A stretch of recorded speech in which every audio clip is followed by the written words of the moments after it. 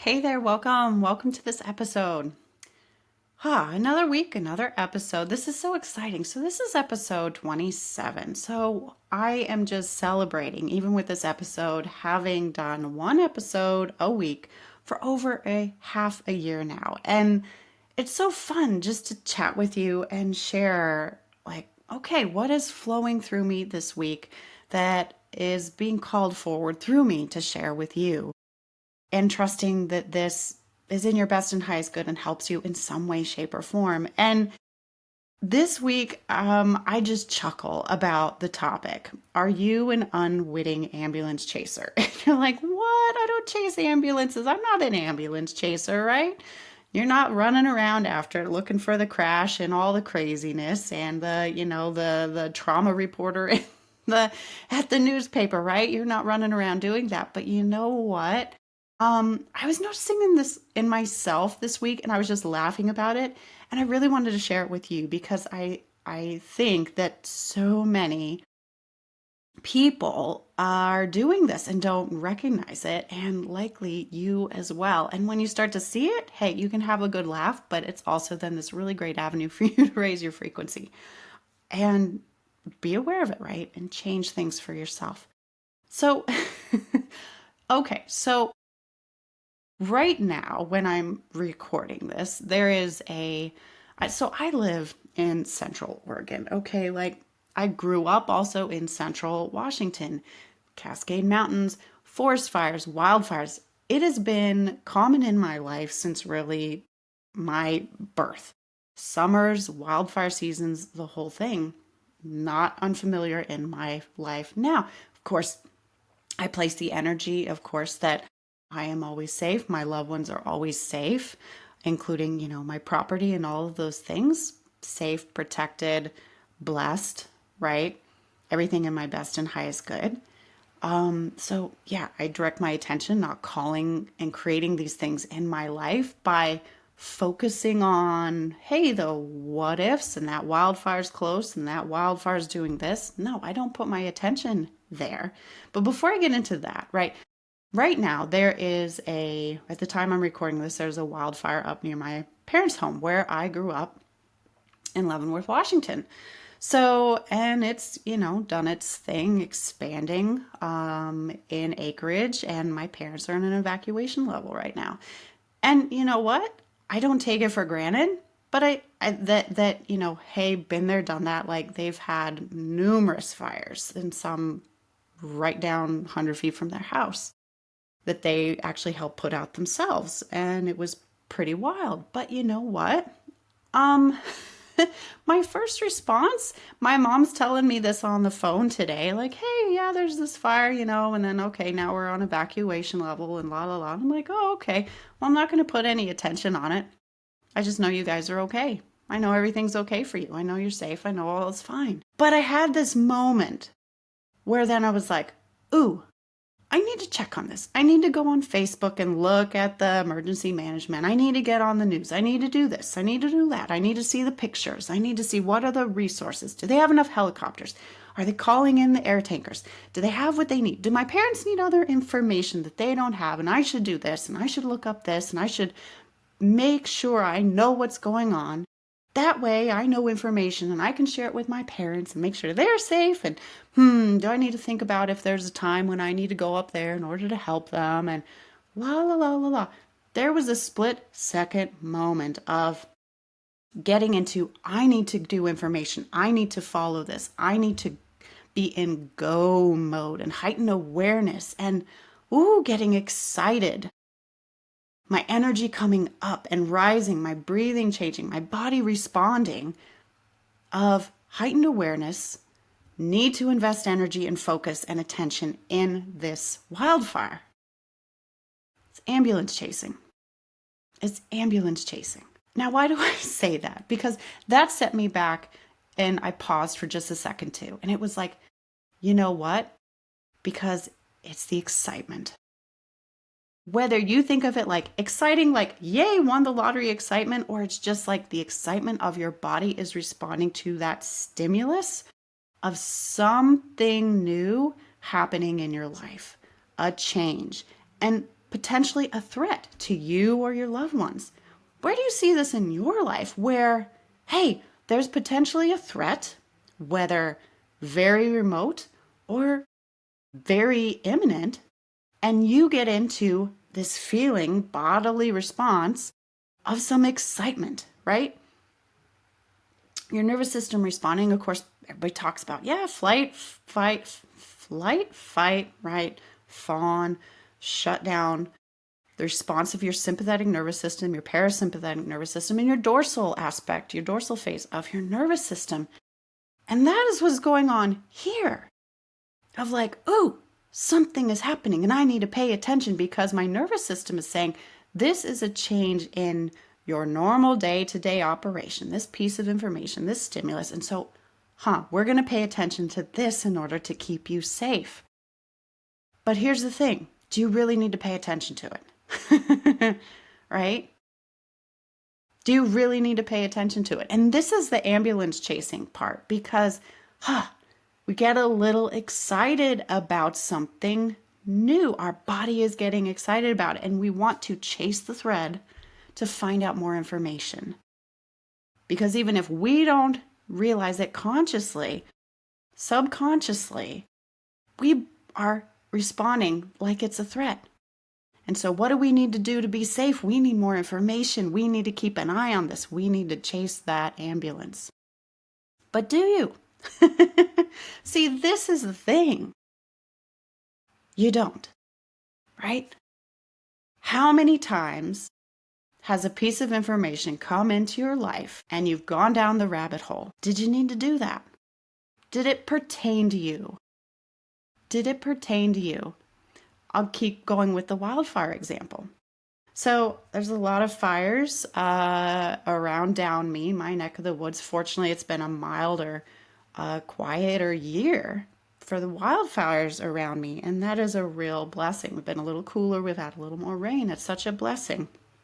All right, less smoke, all of that. But it's easy for me to really from my childhood as well. Wildfires are a threat. So it's like, oh, there's a fire over there. Okay. No, I don't need to be aware of that fire. It's really of no threat to me. And I trust that if it is something that is really an imminent threat to me, I'm going to be aware of it. I'm going to know about it. I don't need to go and pay attention to a fire right now that is 12 miles away and isn't an imminent threat to myself and my family and my loved ones. I don't need to go look up the pictures. I don't need to go see what is going on. I don't need any of that because what you pay attention to is what you fuel. What you pay attention to is what you fuel.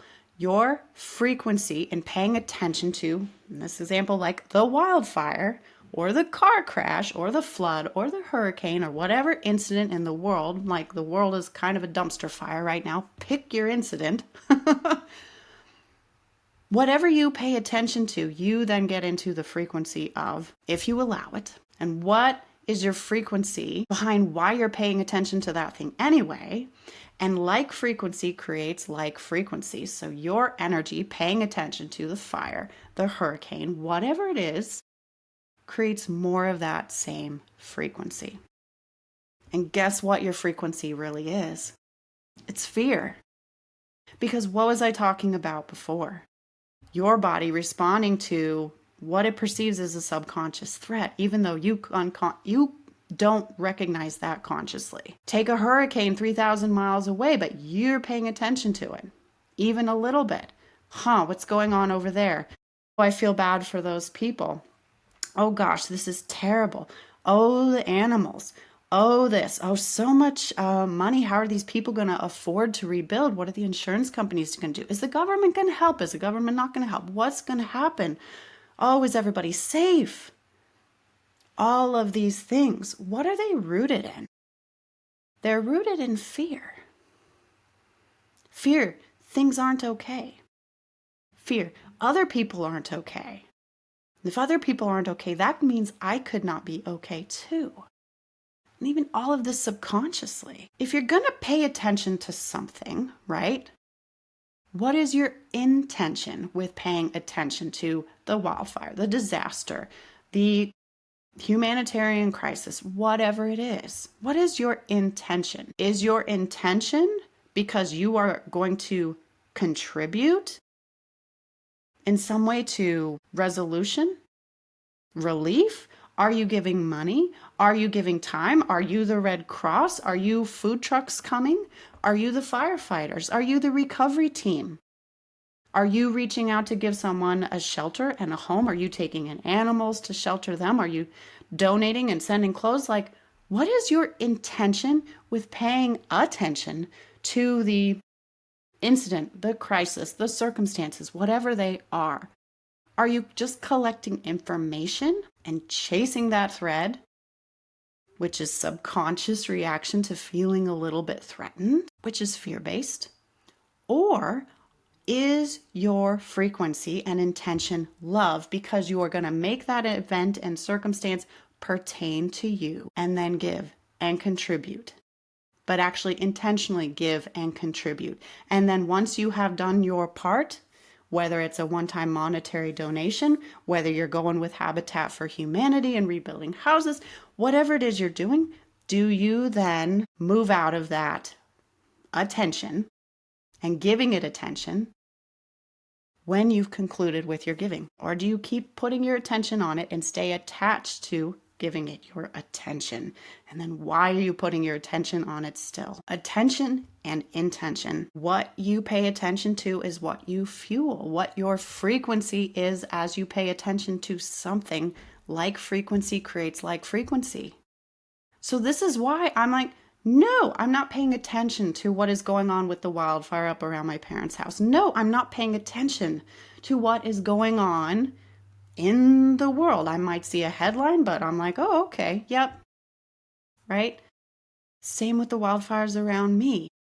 What am I making pertain to me? And by making it pertain to me, then I bring it into my environment and into my consciousness and into my awareness.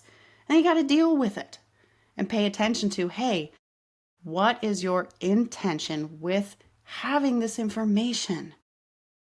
Are you being the ambulance chaser? Let it go. And so I talk like in my programs all the time, like, yeah, shut off the news. Don't watch mainstream media.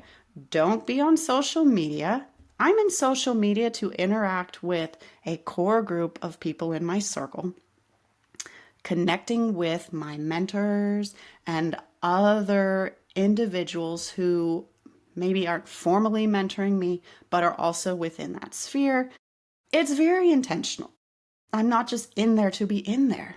It's to do coaching, sharing with my friends, and working with those who are helping me. And otherwise, I get my news from 1440, which is basically just a factual headline kind of thing. And even those facts, are subject to interpretation. But I'm not then chasing a story. I'm not looking for more information. I don't need more details.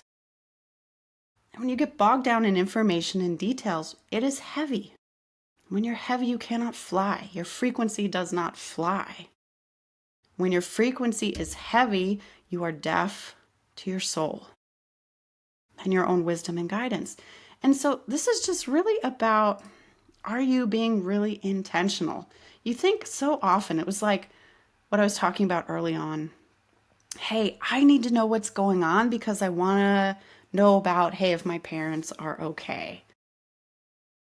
I need to know what's going on. We think it's a supporting and caring and compassionate thing. Like, oh, if I know other people are having this experience, or even, oh, these other people are suffering, well then, oh, I'm one in spirit with you, and love and light and blessings. I send you peace and love. Like, no. You're in a mask, and that mask is fear. No. Stop paying attention to it. Is the best way to send energy and frequency and love out into the world, supporting more positive outcomes for all of these incidents and things that are out there in the world. Love is a fabulous way to put out the dumpster fire. Because like frequency creates like frequency. Your frequency creates expansion. So how do you want your frequency to go to work in the world? Do you want your frequency to be with tinges of fear as you're like, what's going on with this flood? What's going on with this hurricane? What's going on with the volcano, the fire, the earthquake, the humanitarian things, the war, the this, the that? What is your frequency with wanting to know? That's the intention you're coming to, and your intention creates. Your intention sends out energy to what it is you're paying attention to, creates expansion of it. So if you don't want to create through your energy expansion of something in the world, change your intention, move your attention. Stop chasing the ambulance, even if you think you're being a good Samaritan. Check in on your intention with that. Are you really? And if you do choose to give a circumstance, a natural disaster, humanitarian, war, whatever it is, wildfires, your attention, recognize that then you're making this pertain to you. And do you really want it to pertain to you? Do you want this to be in your energy and your energy then to be fueling it? And if you are giving it your attention, then what is your intention? Like I said, how are you then contributing to the good? I say the good just in a way because then you can understand that more easily. Like the best and highest good, like the care, the compassion, the resolution. Are you bringing service? Are you bringing contribution? Are you bringing comfort, food, medicine, supplies, some form, right, of generosity and giving, open-hearted giving to alleviate a situation, right? Is that what you are then actively doing and your intention, right? And then when you do that and you finish doing it, you let it go and you stop paying attention so that you can keep out of frequency entanglement and energetic entanglement with that event. So it's just so funny to me thinking about all of this, because I remember this even as a little kid, growing up with like, what was it, 1994?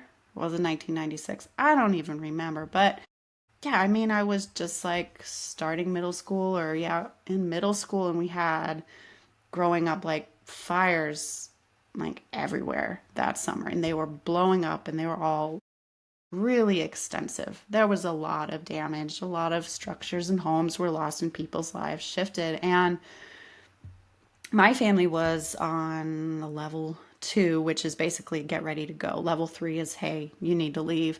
And level 2 is like, get ready to go. There's ash raining down in the yard. There's hot ash. Like we're putting out, hot ash with the hose. We're packing up our cars, like all of these things. And I remember at the time thinking like, it's a little kid still, middle school. So it was like exciting because this was a massive change in everyday life, right?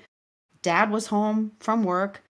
Mom was a school nurse, so she was always off for the summer. But like, Dad's home. That's awesome. I get to see Dad during the day. This is exciting. We have our own fire truck. So just to paint a picture, I lived in the country growing up, very rural, like the mountains.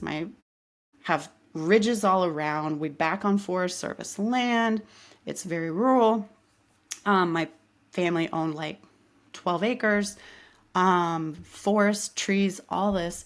And we have our own big hook and ladder fire truck that's just for our house, just assigned to us.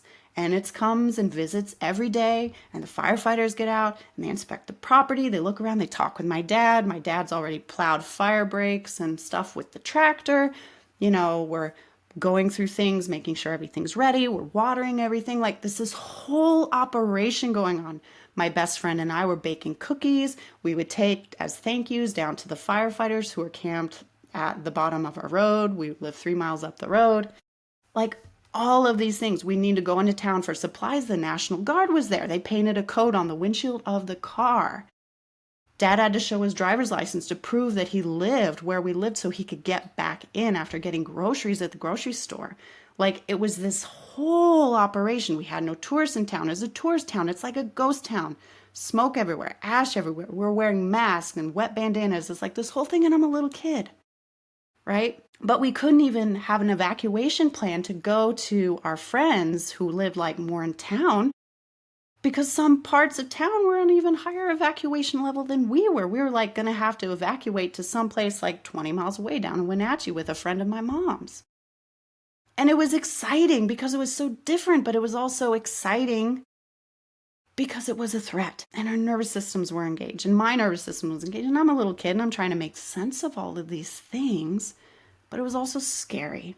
And I remember it consciously being scary, the threat part. And it was this drive, like, even as a little kid, I want to know more. I was old enough then at that point, like, I want to know more so that I can be safe and I can help my family be safe.